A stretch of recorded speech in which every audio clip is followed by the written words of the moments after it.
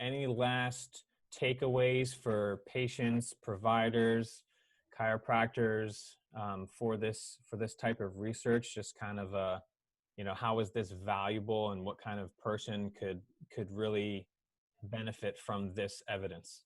Yeah. So number one, I mean, I think it's very pertinent for anyone who has been diagnosed with Chiari malformation. It helps you understand the diagnosis a little bit better. There's a lot about that, and we can get into that later. But for people who have Chiari, or for people who have had car accidents, especially car accidents and whiplash trauma, that if you're going to be getting a scan of your cervical spine or of your brain, to make sure that it is in a upright position, if you can find one close to you and afford it.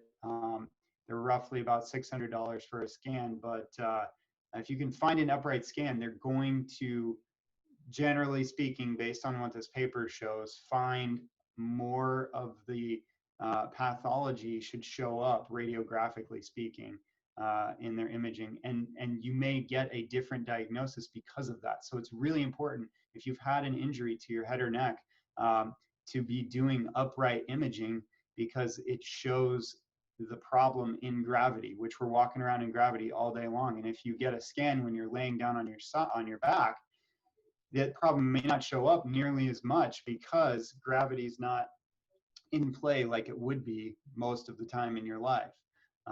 Most patients' symptoms go away when they lay down. Their headaches get better, or their back pain gets better. And so we see that when we sit people up, gravity actually affects this stuff. So this paper is the first paper to actually show that.